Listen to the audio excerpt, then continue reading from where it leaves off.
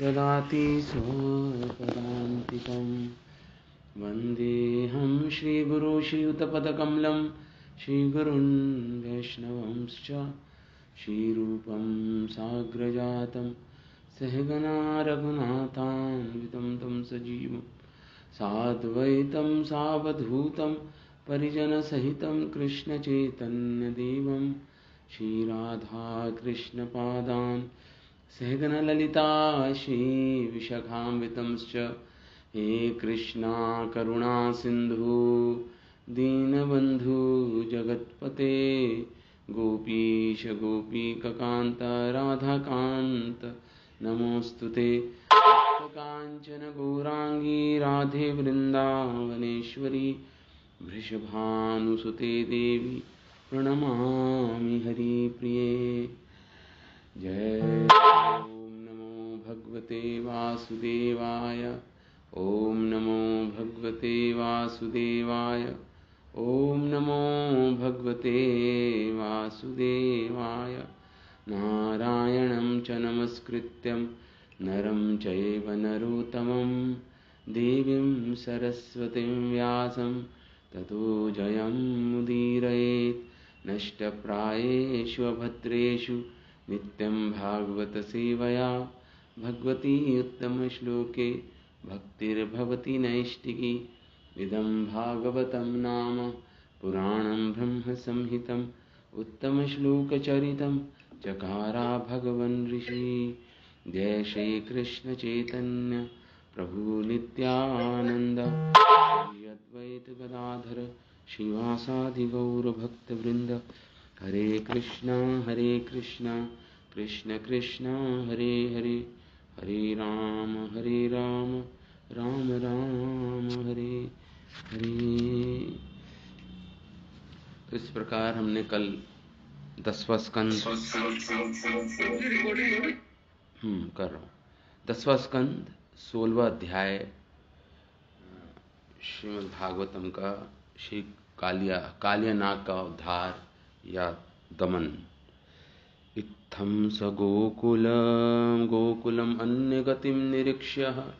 भगवान ने इस प्रकार ब्रजवासियों को देखा, निरीक्षण किया। जो जिन ब्रजवासियों की एकमात्र गति भगवान कृष्ण थे, स्त्रियां, कुमार, ग्वाल सखा, अति दुखम आत्म हेतु, भगवान को बहुत दुख हुआ। भगवान के दुख से जो दुखी थे ब्रजवासी, आज्ञाए मृत्य पदविम। अब इस समय भगवान मनुष्य लीला कर रहे हैं, नर लीला कर रहे हैं। तो भगवान स्थित्वा, तो उनके दुख को देखकर भगवान एक मुहूर्त तक कालियानाग की कुंडली में, उसकी भुजंग में रहे। और भगवान ने अपने आप को मुक्त कर दिया एक मुहूर्त के बाद कालियानाग की कुंडली से। तत्प्रथ्यमान वपुषा, भगवान ने अपना वपु, अपना दिव्य ध्येय का विस्तार किया। व्यथित आत्मभोगस, और उसके कारण कालियानाग का जो शरीर था वो पीड़ित हो गया, मतलब व्यथा से भर गया, मतलब कष्टदायक हो गया उसके लिए। भगवान को खोल दिया, भगवान मुक्त हो गए। उसकी जो पकड़ थी भगवान पर, वो उससे मुक्त हुए भगवान। त्यक्त्वा बुधो मन कृपित सुपाण भुजंग, और वो बहुत ही, जब भगवान मुक्त हो गए उसकी कुंडली से, तो बड़े ही क्रोधित रूप में कुपित होकर अपने फणों को फैला दिया उसने। और भगवान कालियानाग ने तस्थौ श्वसन, और बड़े ही जोर से सांस ले रहा था नथुनों से, और विष अम्बरीश, मतलब, और विष निकालने लगा अपने नथुनों से, अपने मुख से। विष का फुव्वारा जैसे होता है, यह पात्र विष का पात्र हो, ऐसा मानो प्रतीत हो रहा था। स्तब्धे क्षणो उल्मुखो हरिमिक्षमाणः, भगवान को देख रहा था, मानो उसके इस ऐसे आंखों से देख रहा था जैसे उसकी आंखों से आंख की लपटें निकल रही हों। इस प्रकार क्रोधित हो गया वो भगवान पर। तब जीवया दुशिखया परिले लिहानम, अपने होठों के जो कोने होते हैं उसको चाट रहा था अपनी जीवा से। दो शिखर वाली जीवा जो थी उस कालिया की। ते सक्वणी हरित कराल, और विषा अग्नि दृष्टि, विष अग्नि की दृष्टि से देख रहा था। क्रीडम अमम परिससार यत खकेंद्रो, और भगवान क्या करने लगे, परिससार मतलब उसके आसपास घूमने लगे कालिया नाग के। बड़ी तेजी से घूम रहे थे और कालिया नाग भी घूम रहा था कि बस मौके की ताक पे था कि कब मैं डसूं। जिस प्रकार गरुड़ खेलते हैं सर्प से, गरुड़ जी खेलते हैं सर्प से, उसी प्रकार भगवान खेल रहे हैं अभी कालिया नाग से। ब्राह्म तो अवसरम परि, और प्रतीक्षा कर रहा है कब मुझे मौका मिले डसने का। एवं परिब्रह्म ओज, जो उसका ओज था, बल था कालिया नाग का, थक गया कालिया नाग, थक गया। असमम, उसके जो कंधे थे, असमम, उसके कंधे को भगवान ने हाथों से, अपने हाथों से नीचे कर दिया। आन्यम तत् पृथुशिरहा, और भगवान अरिरूढ़ आद्य, वो आदि भगवान उसके कंधे पर चढ़ गए। उसके कंधों को अपने हस्त कमलों से नीचे किया भगवान ने, ढकेला। तद मूर्त रत्न निकर, और जो मणि थे कालिया सर्प के शीश पर, उसकी लालिमा, उसके प्रकाश की लालिमा से भगवान के चरण, और जो सुकोमल चरण और सुंदर लग रहे थे। भगवान के चरण लालिमा से युक्त, ताम्र मतलब ताम्र से युक्त, लालिमा से युक्त हो गए। पदाम्बु, जो वो चरण कमल भगवान के। अखिल आदि गुरु नर नरतहा, जो भगवान आदि गुरु हैं सारी कलाओं के, उन आदि गुरु जो भगवान हैं, उन्होंने नृत्य आरंभ किया कालिया नाग के शीश पर। ये हमने कल सब चर्चा की।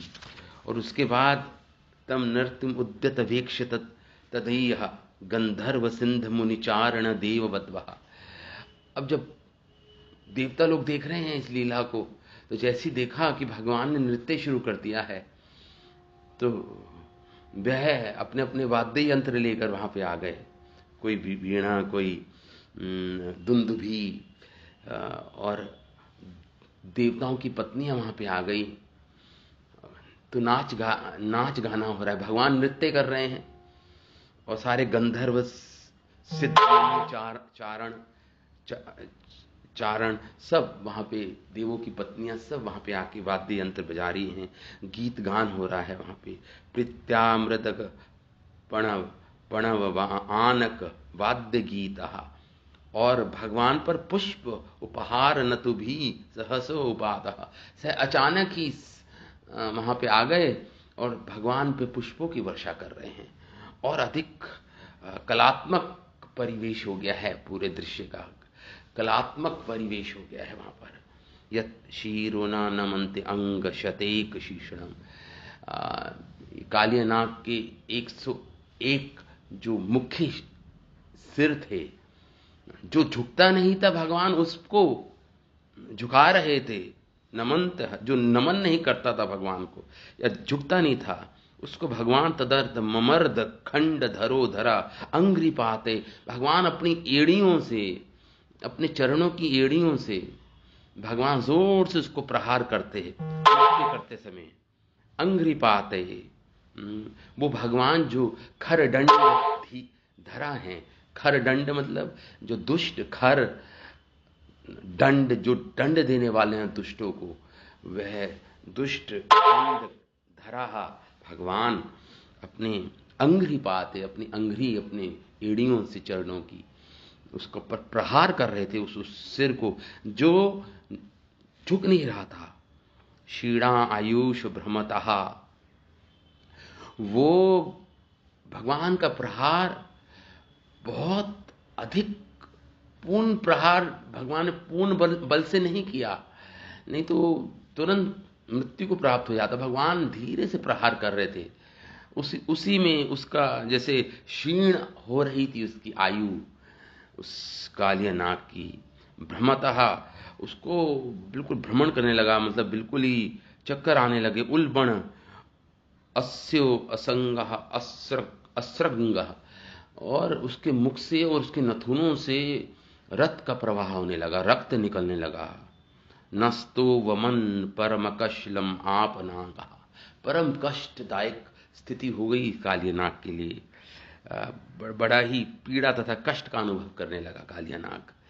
तो इस प्रकार तस्या शिभीर गरलम उतनम शीरसुहु, अपनी आंखों से मूर्छित हो जाता है कालिया नाग, मूर्छित, और फिर उठता और फिर भगवान को देखता क्रोधित आंखों से।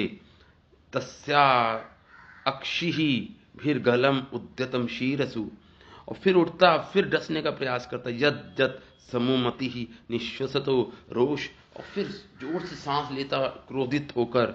नित्यन पदम अनुमयम दमया बभूवा पुष्पै प्रपुषित इवान पुमान पुराण, झुकाते हुए भगवान उसका दमन कर दिया भगवान ने।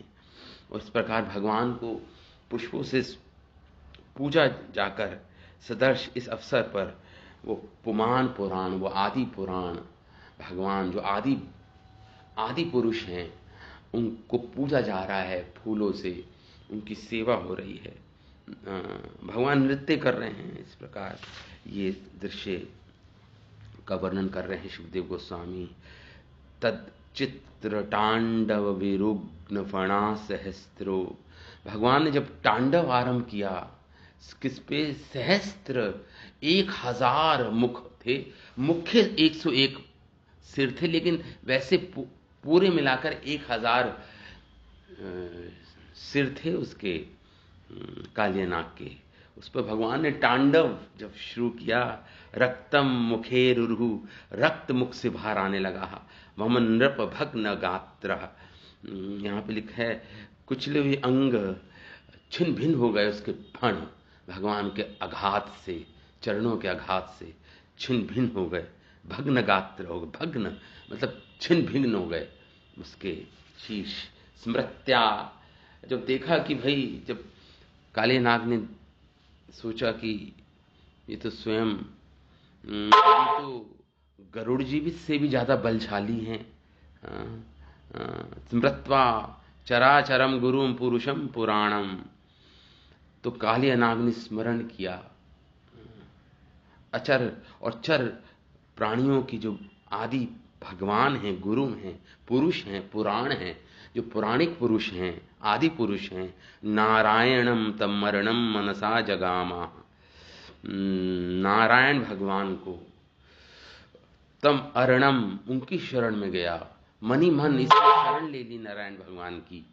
मनसा कि ये स्वयं, और ये इस निष्कर्ष पे पहुंच गया कि ये स्वयं भगवान ही हैं, ये नारायण ही हैं।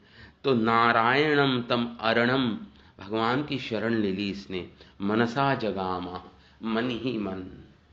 कृष्णस्य गर्भ जगतो भरावसन्नम, भगवान जिनके गर्भ में, जिनके उदर में पूरा विश्व, पूरे अनेक ब्रह्मांड विराजते हैं, भगवान धारण करते हैं, वह भगवान अत्यधिक भार के अवसन, उनके भार से थक गया ये कालिया नाग। अवसनम, पार्षणी और एड़ियों से प्रहार के कारण पूर्ण रूप से क्या हो गया?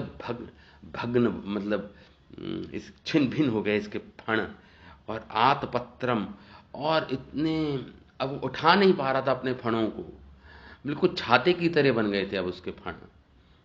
आतपत्रम, छातों की भांति। दृष्ट्वा अहिम आद्यम उपसेदु अमुष्य पत्न्यः, और ये जब उसका सारा विष निकल गया बाहर और रक्त प्रवाहित होने लगा, निर्बल हो गया, मृत प्राय हो गया ये, और उसके फण छाते की तरह बन गए। भगवान के आघात से, भगवान के नृत्य करने से, तो क्या हुआ, तो नाग पत्नियां, जो इस काले नाग की पत्नियां आ गई। अमुष्य पत्नय आर्ता, बड़ी पीड़ित दुखित मन से, और शिथिलः वसनः, उनके कपड़े, काले नाग की पत्नियों के कपड़े, भूषण और केश बंध सब शिथिल हो गया था, मतलब बिखर गए थे केश, उस और उल्टे सीधे कपड़े पहने हुए थे, आभूषण बिखर गए थे उनके शरीरों पर। इस प्रकार दृश्य यहाँ पे हो आ रहा है। तो यहाँ पे सोच रही हैं कालिया नाग की पत्नी कि हम कि वो सब भक्त हैं, सब वैष्णवी हैं। तो उन्होंने कई बार समझाने का प्रयास किया था कालिया नाग को, लेकिन कालिया नाग अपने दंभ, अपने बल के कारण, अहंकार के कारण भगवान की शरण में नहीं जा रहा था। तो आज जब देखा कालिया नाग की पत्नियों ने कि आज ये वैष्णव बन गया, सारा विष निकल गया है भगवान की कृपा से, भगवान के चरणों के स्पर्श आघात से सारा विष निकल गया है इसका, तो अब ये वैष्णव बन गया है। तो अब निकल के आई हैं ये काली नाग की पत्नियां, भगवान से प्रार्थना कर रही हैं और ये सोच रही हैं कि आज हम विधवा ही हो जाएं तो अच्छा है, हम भगवान की भक्ति करेंगे। इस प्रकार भगवान की शरण और विनयशीलता, तो उन्होंने देखा कि विनय बन गया, विनीत बन गया है कालिया नाग। उनकी पत्नियों ने देखा कालिया नाग की, इसको पश्चाताप हो रहा है, इसको खेद हो रहा है, ये सारे लक्षण व्यक्त कर रहा था कालिया नाग अपने अपने ध्येय से। तो इस प्रकार वो सोच रही है कालिया नाग की पत्नी कि हम कितनी भाग्यशालिनी हैं, अब हमारा पति वैष्णव बन गया है, अतएव अब हमें उसकी रक्षा करनी चाहिए। इस इच्छा को लेकर भगवान के सामने प्रस्तुत हो गए कालिया नाग की पत्नियां। तास्तातम सुविघ्न मनसा अथ पुरः कृत अर्भा। 32वें श्लोक में शुकदेव गोस्वामी वर्णन करते हैं कि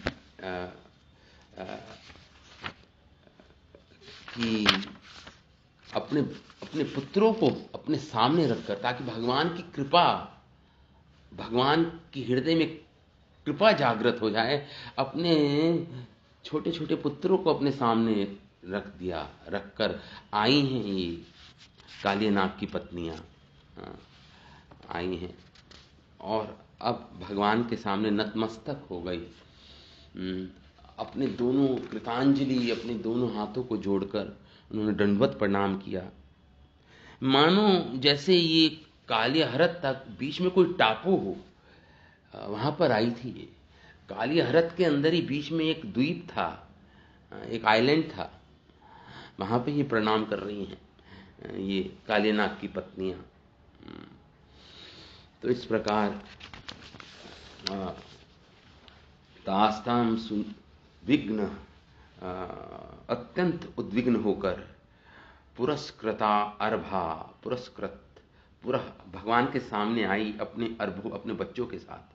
कायम निधाय भुवि, अपनी काया को, अपने शरीर को निधाय मतलब होता है रख कर, किस पे, भूमि पर लेट गई।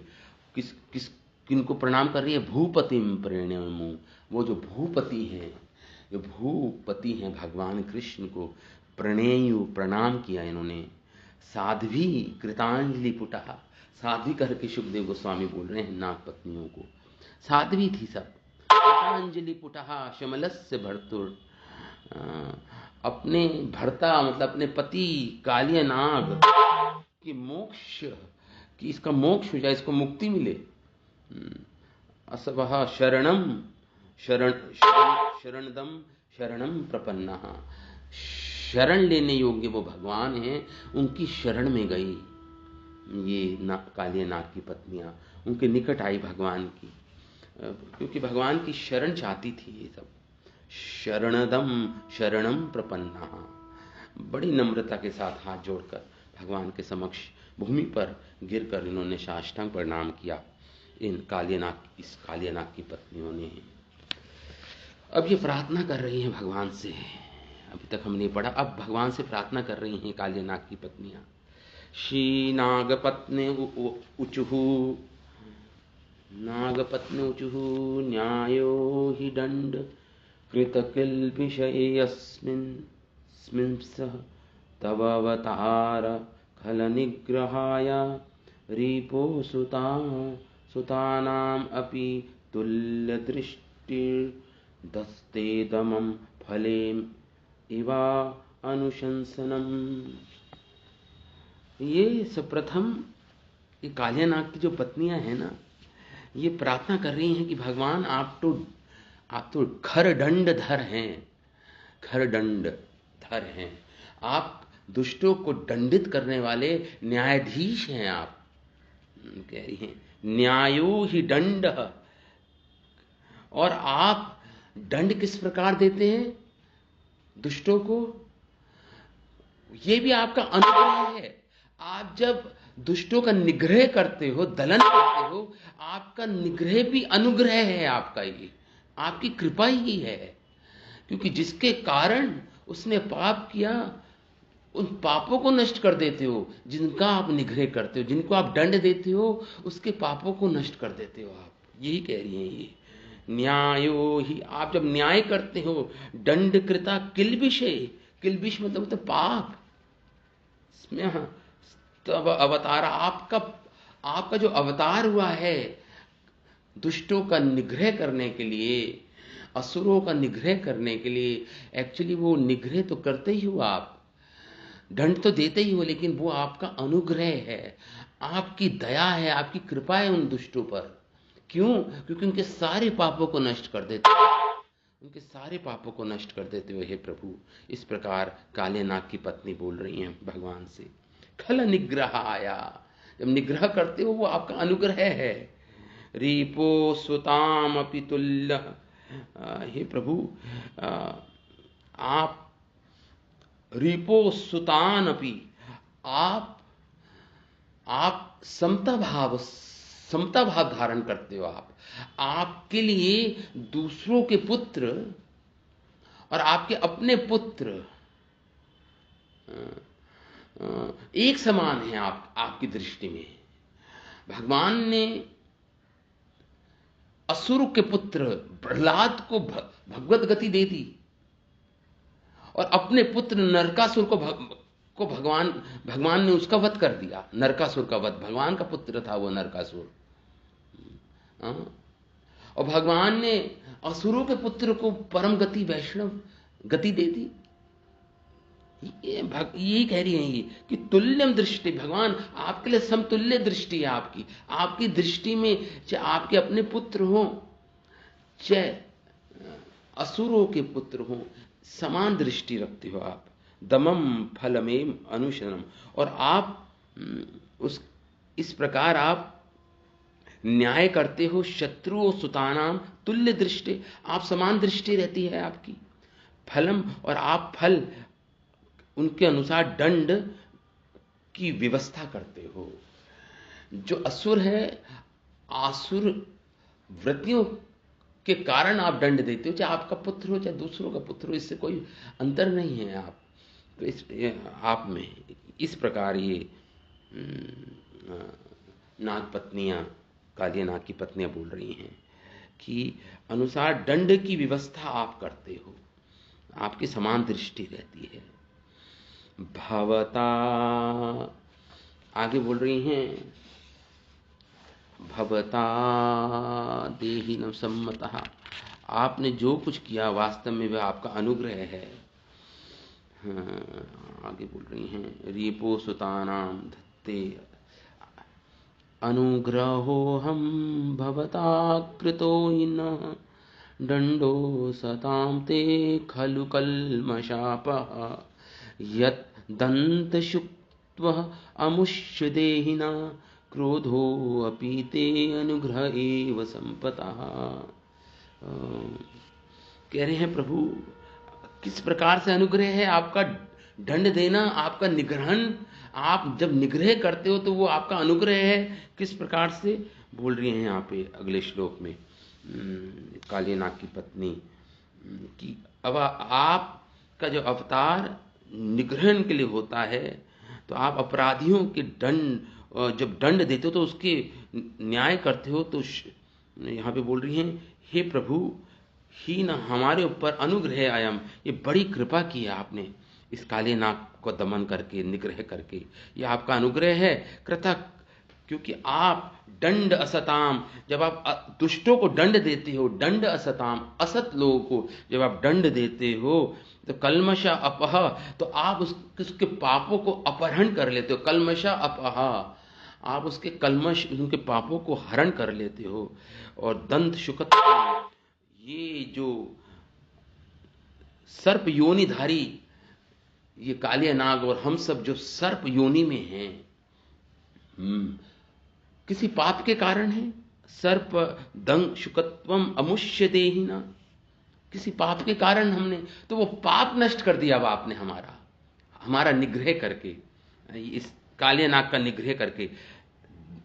द्वंद शुकत्वम सर्प योनिधारी, हम इस जीव पर आपका क्रोध अपि अनुग्रह एव सम्मतः, अपने पाप के कारण इस योनि में आए थे हम, लेकिन आपने निग्रह करके इस कालिया नाग का सब पे कृपा कर दी। और इस विशेषता इस कालिया नाग पर, और इसको अब क्रोध भी हम आपकी कृपा ही समझती हैं। अनुग्रह एव सम्मतः, हम आपके क्रोध को भी आपकी कृपा ही समझती हैं। इस प्रकार बोल रहे हैं वो। हमारे आचार्यों ने लिखा कि इस कालिया नाग को दिया गया दंड सर्वथा उचित है।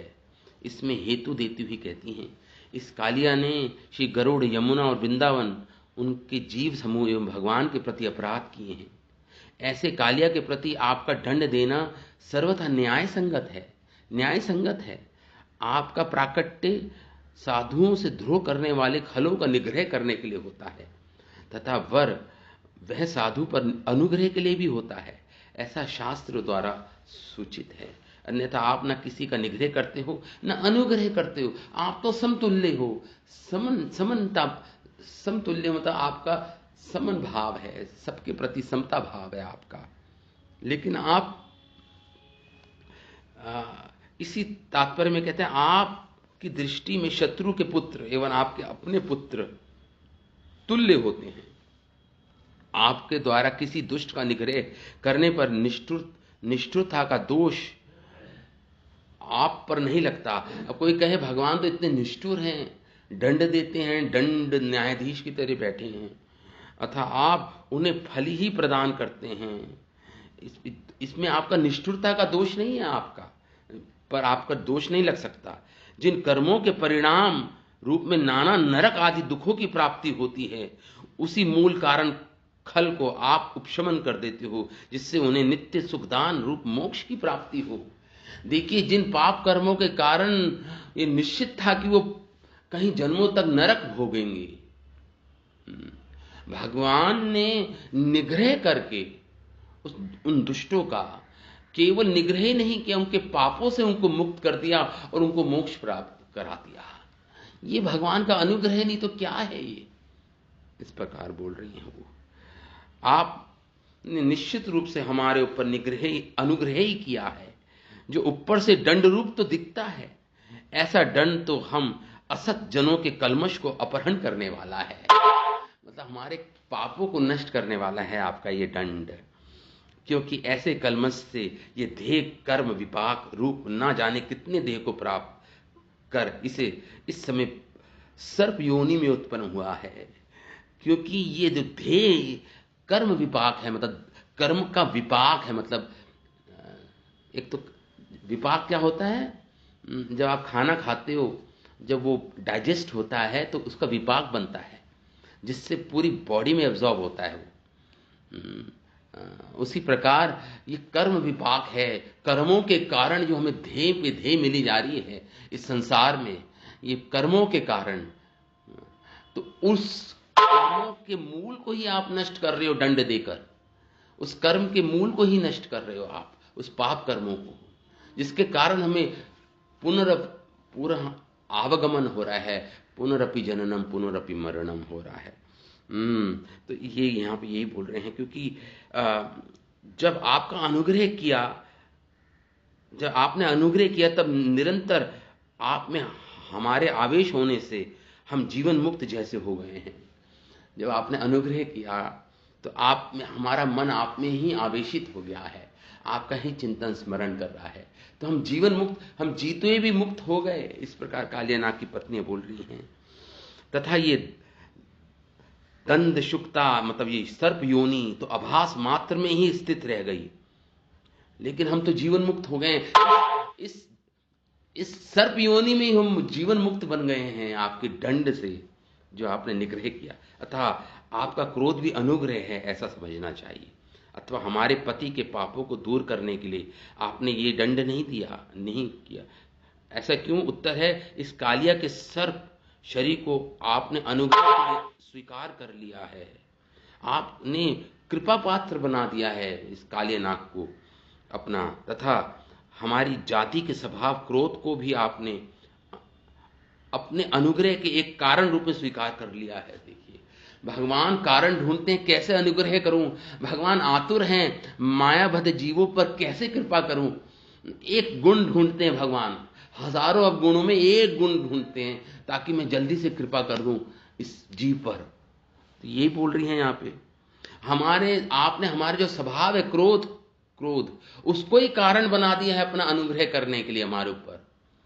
ये आपकी तात्पर्य यह है कि सर्प शरीर और सर्प का क्रोधी स्वभाव दोनों ही अपनी क्रीड़ा के लिए उपयोगी साधन बना दिया। आपने क्रीड़ा की नृत्य किया तो आपकी विहार स्थली बन गई है, क्रीड़ा स्थली बन गई आपकी।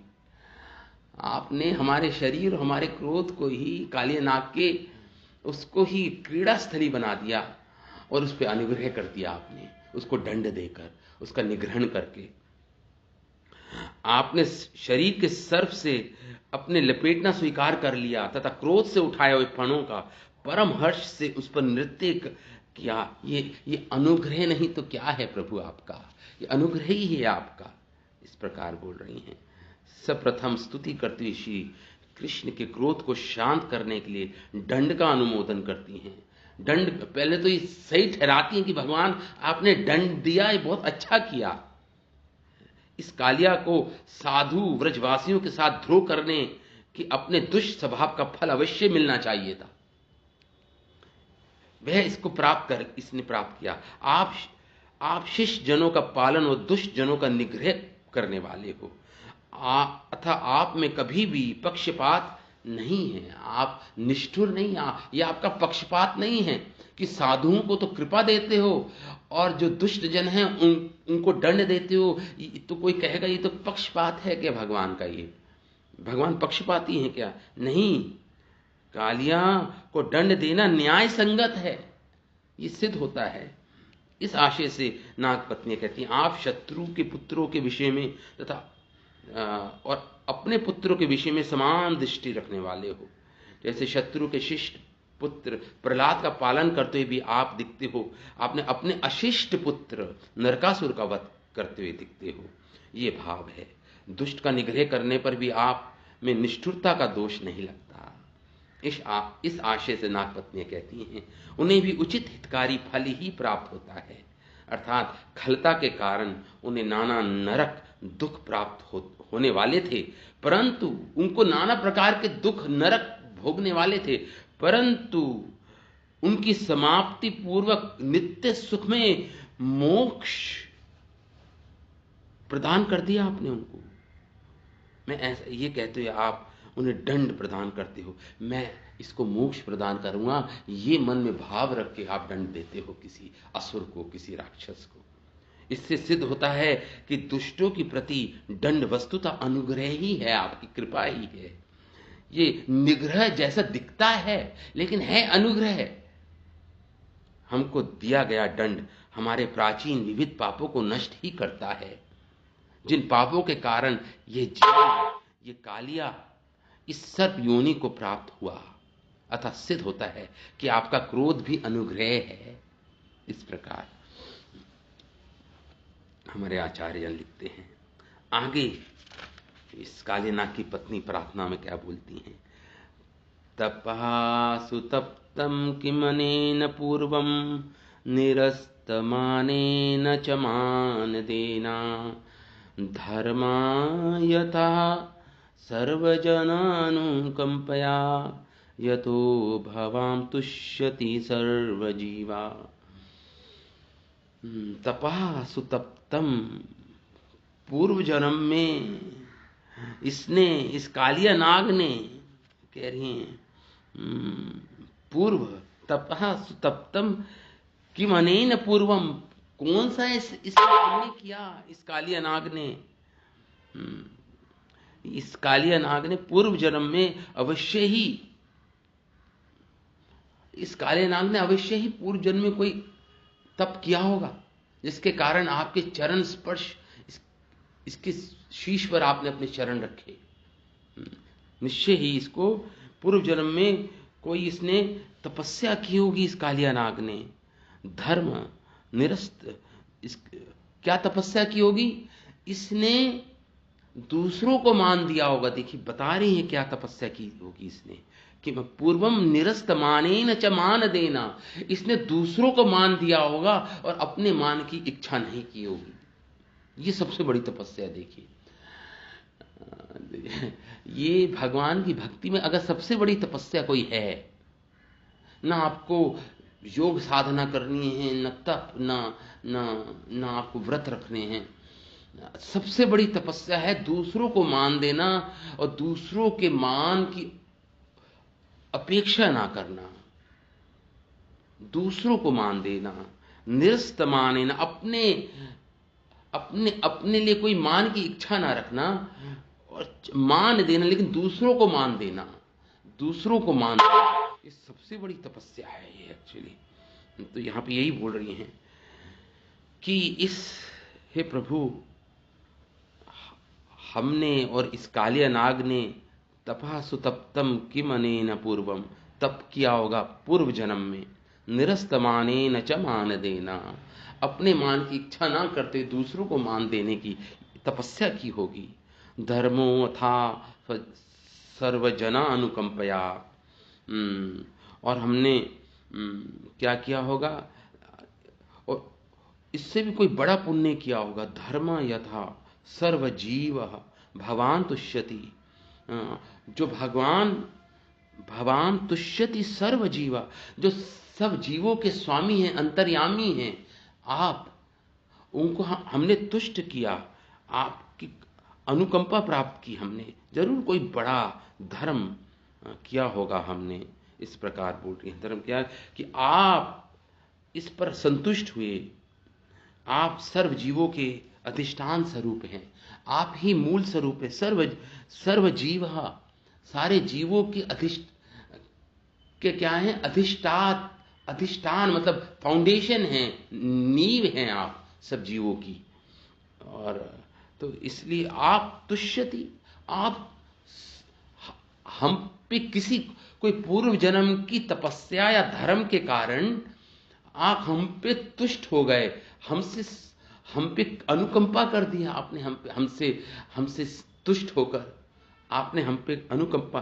सर्वजना अनुकंपया यतो भवाम तुष्यति सर्वजीवा, तुष्यति, आपको हमने तुष्ट कर दिया, इसके कारण आपने हमें अनुकंपा दी है इस जन्म में। आप सभी जीवों के क्या हैं, मूल हैं, फाउंडेशन है, नींव है, सर्वजीवा। इस प्रकार बोल रही हैं ये नागपत्नियां। अनुभवस्य न देव विद्महे, कह रही है नागपत्नी कि हमें पता नहीं हमने कि हमने कौन सा पुण्य किया। कस्यानुभवो न देव विद्महे तवा अंघ्रि स्पर्श अधिकार, इस कालिया नाग को आपके चरण रेणु का स्पर्श, आपके चरणों का स्पर्श मिल गया। कस्यानुभवो, किस साधना का ये फल है।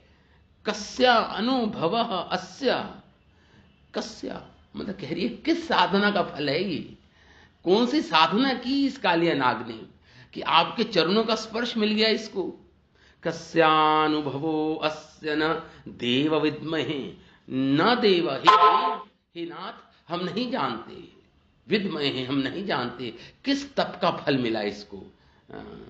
तब अंग्रि रेणु स्पर्शाधिकारा, इसको अधिकार मिल गया, आपके चरणों का स्पर्श का अधिकार मिल गया इस कालिया को। तब अंग्रि रेणु, आपके चरणों की रज, आपके चरणों की रेणु मतलब रज का एक कण इसका स्पर्श हो गया।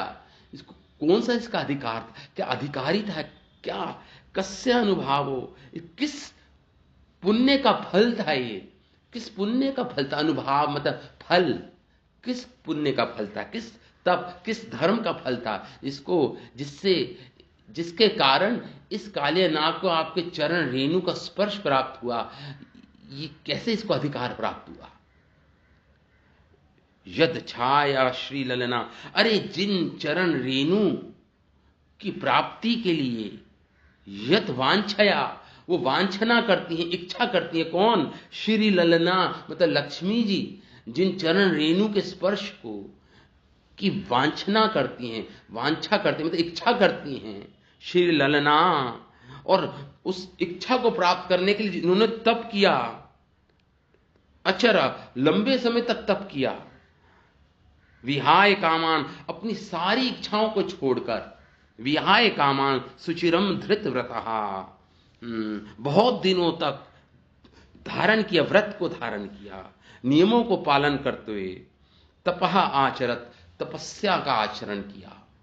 जिन चरणों की चरण रेणु को की वांछा श्री लक्ष्मी जी ने उस इच्छा के कारण कहीं समय तक धर्मों का नियमों का पालन किया, तपस्या की भगवान के चरण रेणु को प्राप्त करने की, और ऐसे दुष्ट जो कालिय, जो सर्प योनि में जिसका जन्म हुआ, ऐसे दुष्ट ने ऐसा कौन सा धर्म करते कि आपकी अनुकंपा आई इसके ऊपर, कृपा करके आपने इसको अधिकार दे दिया, अपने चरण स्पर्श का अधिकार दे दिया इसको, अपने चरण रज दे दी, इसको स्पर्श करा दी इसके शीश, इसके सिर से, इससे। तो ये इस प्रकार नागपत्नियां बोल रही हैं। क्या कारण था, क्या कारण था प्रभु। श्री लक्ष्मी जी भी अनेक समय तक समस्त भोग व त्याग करके नियमों का पालन करते हुए बहुत तपस्या करनी पड़ी थी लक्ष्मी देवी को, लक्ष्मी जी को।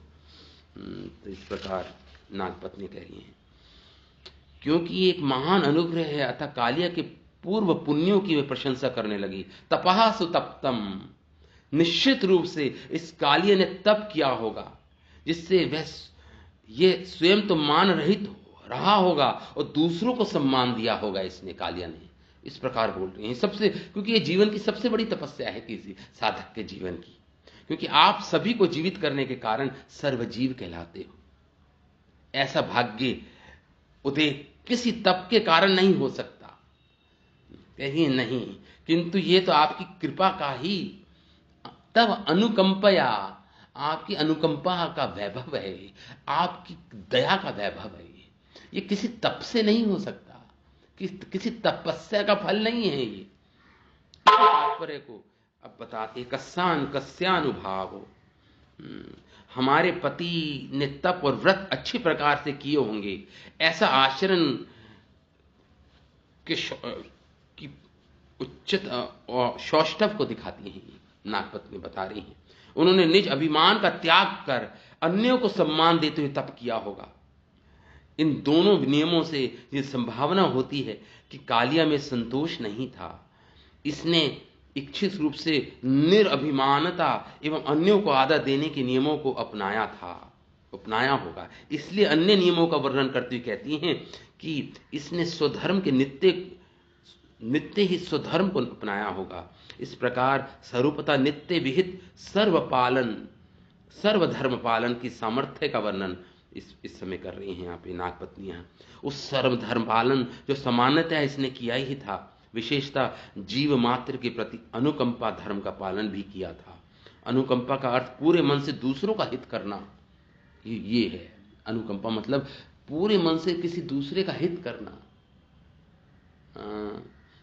ऐसा आचरण पूर्वक पूर्वक इसने स्वधर्म का पालन किया होगा। इस जन्म में तो ऐसा तप किया नहीं इसने। नागपत्नी कह रही इस जन्म में तो ना इसने तप किया, ना ये निरव अभिमानी था, पूर्ण रूप से अहंकारी दंभ था इसके अंदर, दूसरों का आदर नहीं किया, धर्म का आचरण नहीं किया, इस जन्म में तो हमें दिखा नहीं। तो ये निश्चित रूप से पूर्व, इसलिए कह रही हैं पहले जन्म में इसने कुछ किया होगा। ये आपके संतोष के लिए यदि तप और धर्म आचरण हो तो आप संतुष्ट हो सकते हैं, ऐसा समझना चाहिए। आप संतुष्ट हो जाते हैं, कोई धर्म का आचरण करे, कोई दूसरों को मान दे, भगवान को ये बहुत, भगवान उससे संतुष्ट हो जाते हैं। सभी जीव आपके ही हैं। निज के प्रति अभिमान की इच्छा का त्याग कर सभी जीवों में आपका सम्मान और हित चिंतन किया जाए, तभी सभी जीवों के प्रभु आप संतोष को प्राप्त हो जाते हैं। मतलब आपको संतुष्ट हो जाते हैं आप, जो परहितकारी हो और मान की अपेक्षा ना करता हो, दूसरों को मान दे सदा, दूसरों का आदर करे सदा, चाहे उसका अनादर ही क्यों ना हुआ हो, लेकिन दूसरों को आदर दे सदा। अगर ऐसा आचरण करता है कोई जीव, तो भगवान को कह रही हैं आप संतुष्ट हो जाते हैं, ऐसे आचरण से आप संतुष्ट हो जाते हैं। हे कृष्ण, आप श्री गोकुल के स्वामी हैं, आपकी चरण रेणु का स्पर्श अधिकार इस अपराधी कालिया को किस साधन से अनुभव, मतलब कौन से फल से प्राप्त हुआ हम नहीं जानती। आपके चरणों का स्पर्श तो अति दुर्लभ है, ऐसे दुर्लभ वस्तु को प्राप्त करने का कोई अज्ञात कारण ही होगा। इसलिए नागपत्नियां हेतु उसका कारण दिखाती हुई कहती हैं कि यद वांछया, अरे ब्रह्मा आदि जी नियम पूर्वक तप आदि करते हैं, किनको? लक्ष्मी जी को प्रसन्न करने के लिए ब्रह्मा जी तप करते हैं। वो लक्ष्मी और वह स्वयं भी परम वैकुंठ पति के साथ संग प्राप्त किए हुए हैं। वह लक्ष्मी उन वैकुंठों के भोगों को त्याग कर, नियम धारण कर तप का आचरण करती हैं। बेलवन में, वृंदावन में एक वन है, 12 वनों में से, 12 वनों में से एक वन बेल वन। यहाँ पे आज भी मंदिर है लक्ष्मी जी का, जहाँ उन्होंने तप किया था आके। फिर भी वे गोकुलेश्वर आपकी चरण रज प्राप्ति के अधिकार को, वह गोकुलेश, वो लक्ष्मी आपकी चरण रज प्राप्ति के अधिकार को नहीं पा सकी। यदि लक्ष्मी का अधिकार तप करने पर प्राप्त हो गया तो नाग पत्नियां ये नहीं कहती हमारे पति ने कौन सा साधन किया जिससे उनकी आपकी चरण रज स्पर्श करने का अधिकार प्राप्त हुआ। ये युक्ति है। इसी आशय से नाग पत्नियों ने कहा, हे देव, अर्थात हे अद्भुत अनंत महिमा वाले, हे देव प्रकाशमान प्रभु, अर्थात ये किसी तप का फल नहीं है, ये तो आपकी अहेतु की कृपा ही इसका कारण है। ये किसी तप का फल नहीं है। इस निष्कर्ष पे पहुंचती है। ये किसी, लक्ष्मी जी ने तप किया, उनको भगवान के चरण रेणु का स्पर्श प्राप्त नहीं हुआ। वो गोपी बनना चाहती थी, गोप भाव धारण करना चाहती थी, वो महारास में, रासलीला में प्रवेश करना चाहती थी। तो भगवान ने, जब भगवान प्रकट हुए तो लक्ष्मी जी ने यही वर मांगा। भगवान ने कहा असंभव लक्ष्मी, क्योंकि लक्ष्मी जी अपना ऐश्वर्य भाव को त्याग नहीं पा रही थी। और ये तो लीला, महारास की लीला गोपियों के साथ, ये तो माधुर्यमयी लीला है, ये तो माधुर्य भाव की लीला है। इसमें ऐश्वर्य भाव का कोई स्थान नहीं है। इसे लक्ष्मी जी त्याग नहीं कर पा रही थी अपने ऐश्वर्य भाव को, इसलिए कारण भगवान ने उस इच्छा को पूरी नहीं किया लक्ष्मी जी की। लेकिन हां, लक्ष्मी जी ने बोला, प्रभु मैं आपके वक्षस्थल पर स्वर्ण रेखा के रूप में अंकित होना चाहती हूं।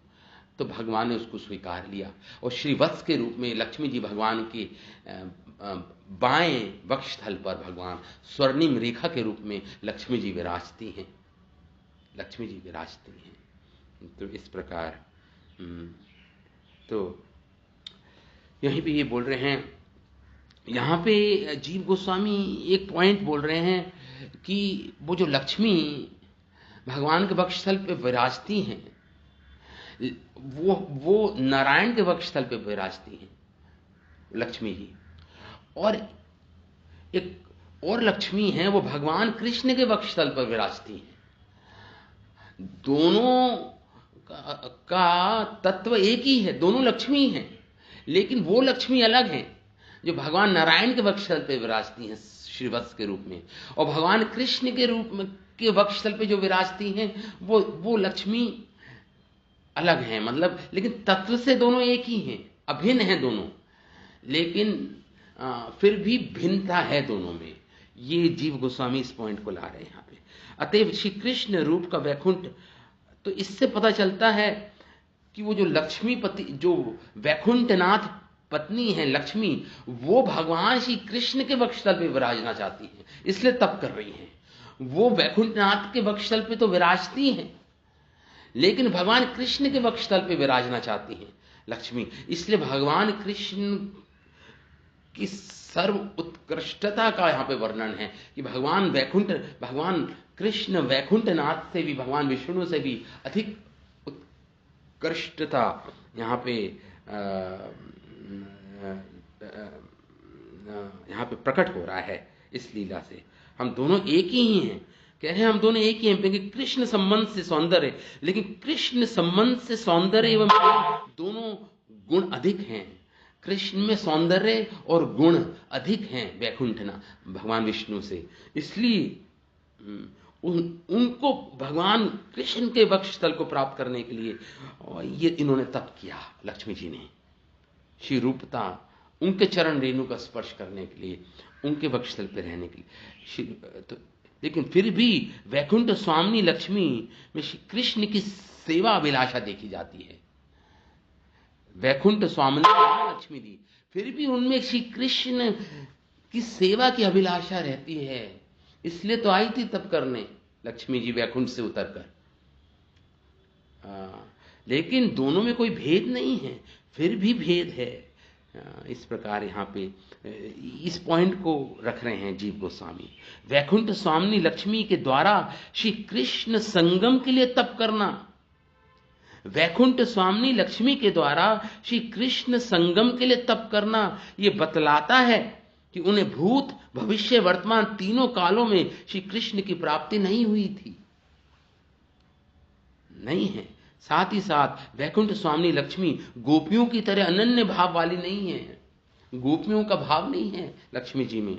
श्री लक्ष्मी जी ने वृंदावन के अंतर्गत बेलवन में जो निवास किया, जो सौभाग्य प्राप्त किया, उसका आंशिक कारण गोपरामा एवं श्री कृष्ण वाम वक्ष पर विराजमान श्री वत्स रूप आदि लक्ष्मियों का भावात्मक संगी ही है।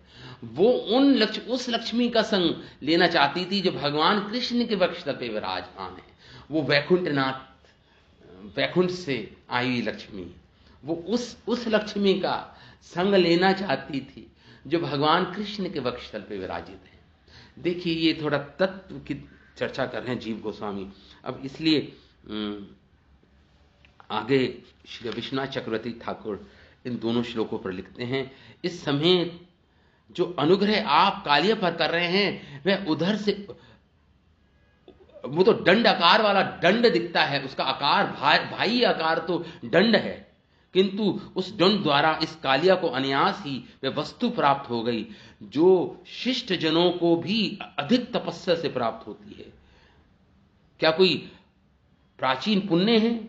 ऐसा विचार करते हुए कहने लगी, अवश्य ही ऐसा कोई तप किया होगा इसने, अर्थात गर्व शून्य होने के कारण किसी दूसरों से सम्मान प्राप्त करने की अभिलाषा से रहित रहा होगा तथा अन्य को सम्मान देता रहा होगा। ये इससे सूचित होता है कि इसका तप वैष्णवी रहा होगा। ये वैष्णव तप है। देखिए, ये दूसरों को सम्मान देना, अमानी न मान देना, ये सबसे बड़ा तप है वैष्णव धर्म में। देखिए यही बोल रहे हैं, क्योंकि जो वैष्णव नहीं है वो अमानित्वम और मान तत्वम के गुण नहीं दिखते, ना वो अमानी होगा ना मान देता होगा किसी को, स्वयं मान की अपेक्षा रखता। जो वैष्णव नहीं है उसके अंदर अमानित्व होगा, अमानित्व मतलब मान लेने की इच्छा होगी, मानत्व मान देने का गुण नहीं होगा उसके अंदर।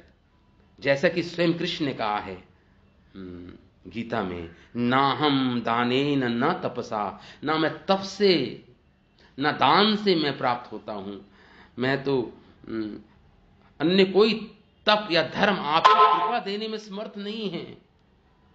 हमारे पति कालिया ने सर्वजन अनुकंपा से युक्त कौन सा धर्म किया होगा जो आपकी कृपा से मिली? ऐसा धर्म भी वैष्णवी ही तो हो सकता है। वैष्णव धर्म होगा, उसने पालन किया होगा, वैष्णवता का के धर्म का पालन किया होगा। और वैष्णवता का सबसे परम धर्म है, सबसे उच्च धर्म है दूसरों को मान देना, दूसरे से मान की अपेक्षा ना रखना। ऐसा धर्म भी वैष्णवी ही हो सकता है, क्योंकि कर्मकांडियों के धर्म से सभी भूतों में अनुकंपा का जन्म नहीं हो सकता। जो कर्मकांडी होते हैं, जो आम सुधर्म होते हैं हमारे, ऐसा धर्म से भगवान की अनुकंपा नहीं मिल सकती। ये तो वैष्णवीय धर्म ही है जो भगवान की कृपा मिलती है। एक आम साधारण धर्म जिसमें हम आचरण करते हैं अपने, हमारा धर्म हमारी पत्नी, हमारे परिवार, हमारे समाज के प्रति, हमारे देश के प्रति, इतने प्रकार के स्वधर्म हम अपनाते हैं। ऐसे साधारण धर्म से भगवान की कृपा नहीं प्राप्त होती। जबकि वैष्णवीय तप अर्थात धर्म से निरभिमानिता, ये वैष्णवीय धर्म है। निरभिमान, अभिमान नहीं रखना, एवं सर्वजन अनुकंपा उदित होती है। दूसरों का हित करना, दूसरे पर दया करना, और स्वयं कोई निरभिमानी होना, निरभिमानी होता, ये वैष्णवीय धर्म है जिससे भगवान प्रसन्न होते हैं। इस प्रकार बोल रही हैं ये नागपत्नियां। ये वैष्णवीय धर्म है। भगवान इन धर्मों से प्रसन्न होते हैं, साधारण धर्मों से नहीं। निरभिमानिता और जीव दया, जीव पर दया करना और अपने अपने अभिमान शून्य हो जाना, इससे भगवान प्रसन्न होते हैं। आपने इसके सिरों को अपनी रंगस्थली बना लिया, अपनी लीला स्थली बना लिया इसके सिरों को, जिन पर आप हर्षपूर्वक नृत्य आचरण कर रहे थे प्रभु। यदि कोई जीव अन्य सभी जीवों पर सम्मान एवं अनुकंपा आदि करे तो सभी को संतोष की प्राप्ति, तब उन सभी जीवों के हृदय मंदिर में रहने वाले आपको संतुष्ट करेंगे। आप सबके हृदय के मंदिर में रहते हैं। आप संतुष्ट जब होंगे जब निरभिमानी होगा और दूसरों पर अनुकंपा करेगा, दूसरों पर दया करने वाला बनेगा। ये अर्थ हुआ। आप इसलिए यहां पे बोल रहे हैं तब आदि से ऐसा भाग्य उदित नहीं हो सकता। नहीं, इस आशय से नागपत्नी कहते कस्या अनुभावा, इस महानीच कालिया के किस कर्म का फल अनुभाव मिला है कि इसे आपका चरण स्पर्श प्राप्त हुआ हो। हम ये नहीं जान सकती। यदि कोई पूछे तुमने कालिया में क्या फल देखा, तो उत्तर है श्री नंद पुत्र आपके चरणों की रेणु के स्पर्श का अधिकार प्राप्त हुआ है, वह भी आपके द्वारा ही स्वयं कराया गया है। यह तो तप आदि सुकृति एक तप, दान, पुण्य करना, ये इन सुकृतियों से तो भगवान के चरण स्पर्श नहीं होते, क्योंकि भगवान के चरण स्पर्श की रेणु का प्राप्त होना बड़ा ही दुर्लभ है। जिसको लक्ष्मी जी वांछा कर रही हैं, आप समझ सकते हैं कितना दुर्लभ है वो। सारे देवी देवता लक्ष्मी जी की कृपा चाहते हैं और लक्ष्मी जी भगवान के चरण रेणु चाहती हैं, उनकी वांछना कर रही हैं। देखिए, ये स्पर्श भी आपके दोनों चरणों द्वारा कराया गया, वह भी नृत्य रूप में, नृत्य के रूप में। उसे भी इस कालिया ने अपने सिरों के ऊपर प्राप्त किया। अतः इसके भाग्य की महिमा कितनी कही जाए। ये भाव है, हे प्रभु, श्री लक्ष्मी तो आपके नारायण रूप की ललना है और ब्रह्म आदि शिव भगवान सभी भक्तों से बढ़कर हैं। जब वह गोपाल रूपधारी आपके चरण स्पर्श की वांछना से तप करती हैं, फिर भी चरण स्पर्श प्राप्त नहीं कर पाती, तो हमारे पति के अयोभाग्य का क्या कहना, हमारे पति की अयोभाग्य का क्या कहना। इस प्रकार नागपत्नी बोल रही है। कृष्णाचार्य कवि ठाकुर अपनी सारा दर्शन टीका में इस प्रकार लिखते हैं। आगे बोल रही हैं ये नागपत्नियां, न नाकपृष्ठम न सार्वभौमं न पारमेष्ट्यं न रसाधिपत्यं न योग सिद्धिर अपरभवं वा वांछन्ति यत्पादरजा प्रपन्नः। कह रही हैं, हे प्रभु, वांछन्ति यद पाद रजा प्रपन्ना, यद पाद, हे प्रभु आपके चरणों की जो धूली है, जो रज है, उसको प्राप्त करने के लिए हम आपकी शरण लेते हैं, शरण लेते हैं। और हमें, हमारे अंदर कोई इच्छा नहीं है, हमें केवल एकमात्र इच्छा है आपके चरण रज की प्राप्ति, आपकी शरणागति। न नाक पृष्ठम, हमें स्वर्ग का सुख नहीं चाहिए, न नाक पृष्ठम न च सार्वभौमम, न हमें अधिपत्य चाहिए इस भूमि पर, पृथ्वी पर, न पारमेष्टम, न हमें पारमेष्टि मतलब ब्रह्मा जी का पद चाहिए, हमें वो भी नहीं चाहिए। न रसाधिपत्यम, न रसातल में अधिपत्य चाहिए हमें, नहीं। न योग सिद्धिर, न योग की सिद्धियां चाहिए हमें, न पुनर्भव, और तो और हमें मोक्ष भी नहीं चाहिए प्रभु। हम तो, हमारी एक ही वांछना है, इच्छा है, क्या? यद पाद रजा प्रपन्न, आपके चरण धूलि का इच्छा करती हैं हम, हमें भी स्पर्श प्राप्त हो आपके चरण। हाँ, हो गया समय। इसको कल इस श्लोक को कल डिस्कस करेंगे। कुछ नहीं मांग रही, केवल भगवान के चरण रेणु का स्पर्श मांग रही हैं कि प्रभु आपने काले नाग को स्पर्श दे दिया, हम उनकी पत्नियां हैं, हमारे पर भी कृपा करिए, हमारे पर भी कृपा करिए। इस प्रकार नाग पत्नियां भगवान कृष्ण से प्रार्थना कर रही हैं। बहुत सुंदर श्लोक है, बहुत ही प्रसिद्ध श्लोक है श्रीमद् भागवतम का। न नाक पृष्ठम, न स्वर्ग सुख, न पृथ्वी का अधिपत्य, न ब्रह्मा जी का पद, न रसातल का पद, न योग सिद्धि, न मोक्ष, न अपुनर्भवम वा वाह वांछन्ति यत् पाद रजा प्रपन्ना। हम तो केवल क्या चाहती हैं, हे प्रभु, आपके चरण धूली की शरण लेती हुई हम आपकी चरण रज चाहती हैं, आपके चरणों की। ये नागपत्नियां इतनी उच्च वैष्णव थी, वैष्णवी थी सबकी सब। तो इस प्रकार अब हम इस श्लोक को कल हम इस पर चर्चा करेंगे, इन श्लोकों पर। ठीक है, तो अभी हम यहाँ पे विराम देते हैं इस कथा को। श्रीमद् भागवतम महापुराण की जय, श्रील वेदव्यास मुनि की जय, श्रील सुखदेव गोस्वामी की जय, श्रील प्रभुपाद की जय। निताय गौर प्रेमानंदे। हरि हरि बोल।